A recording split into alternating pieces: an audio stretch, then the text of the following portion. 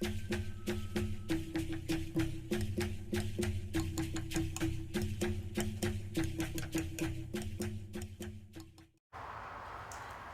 my name is Jessica Santiago, representative representing Calpulli Mexhica. I'm a samadora. It is a sacred role. I'm very honored to share, very honored and grateful to be here. Hola, me llamo Jessica Santiago, representando a Calpulli Mexhica. Soy una samadora del grupo y me siento muy honrada y agradecida estar aquí enfrente de ustedes y para compartir poco de lo que sé sobre la tradición del saumerio. I'm here today to share the little that I know about this tradition, about the sacred fire. There is always a lot to learn. There's always much to learn at any stage in life, but I'm going to share with you what I know. But first I want to start off with the significance of Chicano Park for me, and sort of just a small little introduction of how I came to this community. My brother's been an activist here in the community for a couple of years now. I'm originally from National City, and I was living in LA for a couple of years, and I came back and I started dancing in LA. And when I came back here, I was looking for a group, and everything aligned in the way that these things always do. I have a deep spiritual connection with my ancestors, and this tradition, it all sort of enveloped in the way that it did, but it all seems very magical. But things aligned in such a way that I came here to dance with Calpulli Mexhica at the park, and it was an instant connection. I had the support of my brother to help me understand the deep roots in this community and the park, and just upon walking onto the grass of that park, you can instantly feel the energy, the energies coming off the paintings, the murals. It's a very energetically charged place, and it instantly made me feel held, seen, and there's something very sacred and beautiful about the kiosco, and to be able to dance there, and to dance under that beautiful mural, to be surrounded by the tonal, the different calendar days, and the way that the huehue resonates within the kiosco. It's indescribable, and I know that every member in the community feels or can understand that feeling of how it just resonates. But it's something else when you're moving to the beat of the drum. And just with my connection with Calpulli Mexhica and all the people that I've met in the last couple of years that I've been here, have really made this place feel like home. And Chicano Park has a very special place for me. I go there several times a week to dance, to pray, to be a part of the community, to be with everybody. It's irreplaceable to me. Yes, so this is called a saumerio, or a Popoxcomitl, and it has origins that go back to pre-Hispanic times, where, well, I suppose I'll start with what it represents. This represents the vessel. This is the sacred vessel which holds the sacred fire, and fire is one of our most sacred elements in the universe. Without it, nothing would exist. Fire is energy. Fire gives us life. whether it is in the heat, in the warmth, within us, that's all energy. But there is also, it's how we cook our food, how we get things moving. And so without fire there is no life, just as there is with water. Without water there is no life as well. So to carry the fire, or the role of carrying the fire, is something that's been passed on through pre-Hispanic times. It used to be the priests and the priestesses that would hold this fire, that had the sacred connection. We would honor the old god, Huehueteo, who was the abuelo fire. And within the tradition of danza, we've been able to save this particular tradition of holding the fire.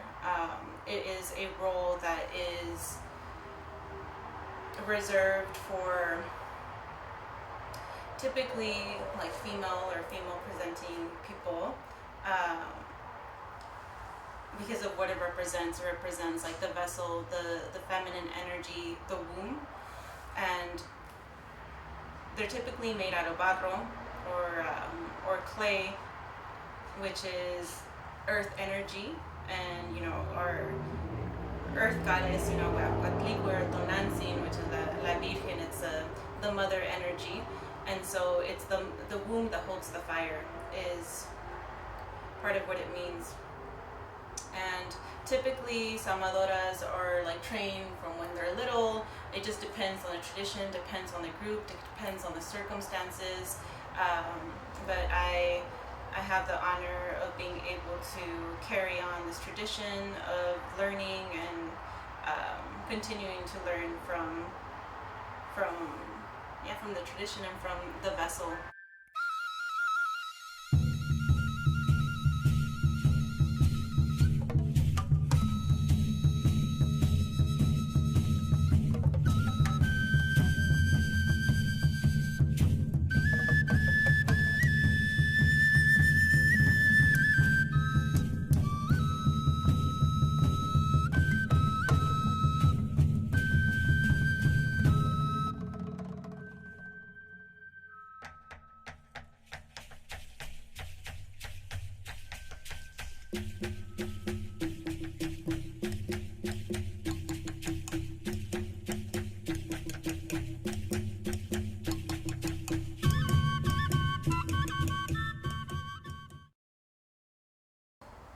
Every salmadora has a different, a somewhat different altar. We all have like elements that we have to keep relatively the same, but every altar is going to have a different cloth. They're going to have it slightly different, and so the way that you're going to have your altar at home is going to be different from this as well, and that's okay because it's your personal relationship. So this one is mine. This is the one that I have for my Calpulli. So in the center I have the salmerio, of course, and it's laying on this little metatito that I found at like a secondhand store. Like I always find treasures. I always like to give life to old things, and I got this metate at in La Maya Riviera. So I brought that home with me. This is my ayakashli.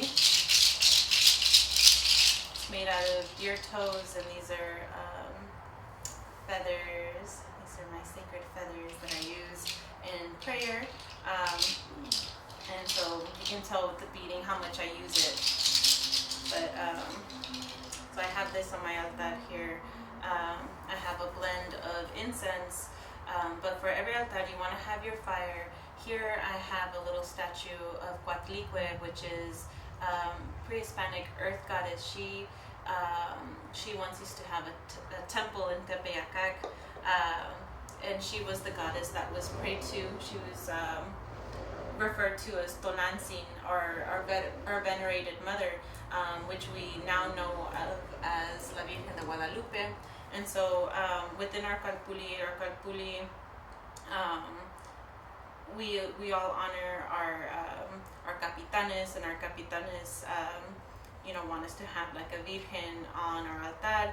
And so I wanted, my personal tradition is a little different, but I wanted to honor my capitanes, but I also wanted to honor my own line. And so this is a Virgen made out of sand from Mazatlan, which is where I'm from, where my family's from. And so to me, this is a very special Virgencita. So, and to me, the Virgencita, my relationship with the Virgencita is my relationship with my grandmother, whom I love very much. She's no longer here, but so I honor my abuelita, I honor my capitanes, with this Virgencita, and I honor my traditions, with Huatlicue, and I love them both. They're really the same goddess at the end of the day. And then here I have a little urn of Tlaloc. Tlaloc is the rain god, and he was one of the most venerated gods before. In Templo Mayor, one temple used to be dedicated to Tlaloc and the other one to Huitzilopochtli, but before Huitzilopochtli, it was Quetzalcoatl, and whom I've honored here. And so these are two of the gods that I'm honoring here. Quetzalcoatl represents wind, wisdom, and Tlaloc represents all life, flowers, just all life on earth and sacred water. And our capitana, she taught me that we always have to have sal or salt on our altar for the energies, but also when we dance, we're supposed to take salt. And an altar should always have water, a representation of water. And here I have an abalone shell, though you can have like an tecocoli, which is that other type of shell. And here I have copal. And so this is what the copal. So I believe that's all I have to say today. I hope that what I was able to share, or the little I was able to share, has provided you insight, clarity, and it's a sort of a learning opportunity. And I'm really grateful for your presence and for your energy, for taking the time out of your day to learn, and to learn from me, and to listen about the sacred medicine. And thank you so much for letting me be a part of your community, and I hope I'll see you around. Thank you.